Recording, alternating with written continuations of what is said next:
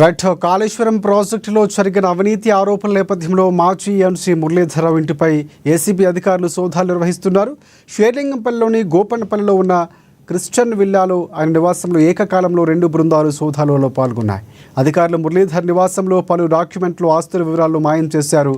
ప్రస్తుతం ఆయన రిటైర్డ్ అయిన కాళేశ్వరం ఈఎన్సీగా కొనసాగిన కాలంలో అనేక కీలక పనులకు సంబంధించిన ఫైళ్లను పరిశీలిస్తున్నట్లు సమాచారం అందుతోంది. కళాశాల స్థాయి స్థాపనలతో పాటుగా ప్రాజెక్టు నిధుల వినియోగంపై అనుమానాలు కూడా వ్యక్తం కావడంతో అధికారులు మరింత లోతుగా విచారణ జరుపుతున్నారు. మిగిలిన ఆస్తులు, ఆర్థిక లావాదేవీలపై కూడా ఏసీబీ విచారణ కొనసాగుతుంది. ఇదే అంశానికి సంబంధించి పూర్తి అప్డేట్స్ అందించేందుకు మా ప్రతినిధి భవిత మనకి ఫోన్ లైన్లో మరిన్ని అప్డేట్స్ అందించేందుకు సిద్ధంగా ఉన్నారు. భవిత, చెప్పండి, పూర్తి అప్డేట్స్ ఏంటి? అయితే అశోక్, కాళేశ్వరం విచారణ జరుగుతున్న సమయంలో కీలక పరిణామాలు చోటు చేసుకున్నారు. అయితే కాళేశ్వరం అవకతవకల గురించి ఇప్పటికే వివిధ సంస్థలు రిపోర్ట్ ఇచ్చిన నేపథ్యంలో విజిలెన్స్ సంస్థ ఇచ్చినటువంటి రిపోర్ట్ ఆధారంగా ఇప్పటికే అందులో అంటే కాళేశ్వరం లో భాగమైనటువంటి ఇంజనీరింగ్ శాఖలో ఉన్నటువంటి చాలా మంది అధికారులు అవినీతికి పాల్పడ్డారు అని చెప్పేసి కూడా వాళ్ళు ఒక రిపోర్ట్ ఇచ్చారు. అందులో దాదాపుగా 17 మందిని బాధ్యులుగా చేస్తూ కూడా విజిలెన్స్ రిపోర్ట్ ఇచ్చింది. ఈ నేపథ్యంలోనే విజిలెన్స్ ఇచ్చినటువంటి రిపోర్ట్ ఆధారంగా ఇప్పటికే ఏసీపీ అధికారులు కూడా వాళ్ళపైన పూర్తి స్థాయిలో ఫోకస్ చేసినట్టు తెలుస్తుంది. అందులో ఉన్న 17 ఇప్పటికే నూనె శ్రీధర్తో పాటు హర్రామ్, అంతేకాకుండా అనిల్, వీళ్ళ ముగ్గురు కూడా ఇప్పటికే విచారించిన నేపథ్యం అనిల్ని కూడా ఇప్పటికే అరెస్ట్ చేశారు. అయితే ఈ రోజు తాజాగా ఏదైతే విజిలెన్స్ రిపోర్ట్ ఆధారంగా ఉన్నటువంటి అందులో నూనె శ్రీధర్ కూడా కీలకంగా వ్యవహరించారు. కాళేశ్వరం ప్రాజెక్టు సంబంధించి అంటే కాళేశ్వరం డిజైన్ లో మార్పులు కావచ్చు, కాళేశ్వరం ప్రాజెక్టు లొకేషన్ మార్పులకు సంబంధించి కావచ్చు, సబ్ కాంట్రాక్టుల మాత్రం సంబంధించి కావచ్చు, పూర్తి స్థాయిలో వీళ్ళు ఒక కీ రోల్ పోషించారని చెప్పేసి కూడా ఇప్పటికీ విజిలెన్స్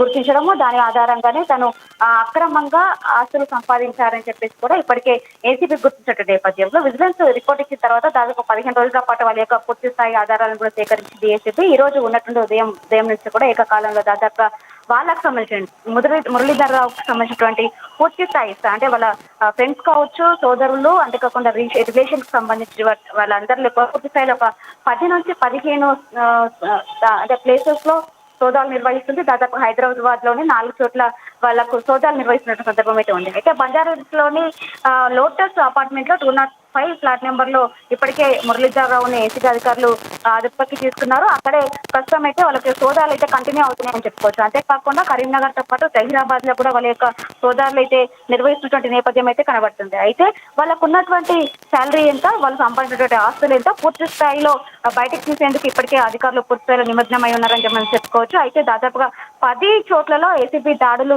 చేస్తున్న నేపథ్యంలో ఇప్పటికే దాదాపు 200లకు పైగా ఆస్తులను గుర్తించినట్టుగా తెలుస్తుంది. అందులో ముఖ్యంగా షేర్స్ అంటే వాళ్ళు ముఖ్యంగా ఓపెన్ ప్లాట్స్ కు సంబంధించి కావచ్చు, అగ్రికల్చర్ ల్యాండ్స్ పైన ఎక్కువ ఇన్వెస్ట్ చేసినట్టుగా తెలుస్తుంది. అంతేకాకుండా షేర్స్ లో కూడా వాళ్ళు ఇన్వెస్ట్ చేసినట్టుగా కూడా కొంతమేరకు ఏసీబీ అధికారులు గుర్తించినట్టుగా తెలుస్తుంది. అంతేకాకుండా కొంత నగదును కూడా వాళ్ళు ఆక్యుపై చేసినట్టుగా తెలుస్తుంది. అంతేకాకుండా ఇందులో సంబంధించినటువంటి అంటే అక్రమ ఆస్తులతో పాటు బిజినెస్ ఏమైనా చేశారనే కోణంలో కూడా వీళ్ళు సోదాలు నిర్వహిస్తున్నటువంటి నేపథ్యం అయితే కనబడుతుంది. అయితే ఏదైతే మురళీధరరావు అంటే గతంలో ఉమ్మడి రాష్ట్రంలోనే వారి యొక్క పదవి కాలం ముగిసినప్పటికీ తెలంగాణ రాష్ట్రం ఏర్పడిన తర్వాత కూడా బీఆర్ఎస్ హయాంలో పూర్తి స్థాయిలో వీళ్ళని మరొకసారి అంటే పదవుల్లో కొనసాగాలని చెప్పేసి కూడా కేసీఆర్ ప్రభుత్వం కూడా వాళ్ళను నియమించింది. అప్పటి నుంచి పూర్తి స్థాయిలో మొన్నటి వరకు కూడా అయితే కాళేశ్వరం ప్రాజెక్టు అవకతవకలు జరిగిందని చెప్పేసి కాంగ్రెస్ ప్రభుత్వం గుర్తించినప్పటికీ కూడా వాళ్ళు విచారణకు ఆదేశించడం, కమిషన్ ఏర్పాటు చేసి విచారణకు ఆదేశించిన తర్వాత విజిలెన్స్ రిపోర్ట్ ఇచ్చేంత వరకు కూడా మురళీధరరావు వాళ్ళ యొక్క అంటే ఆ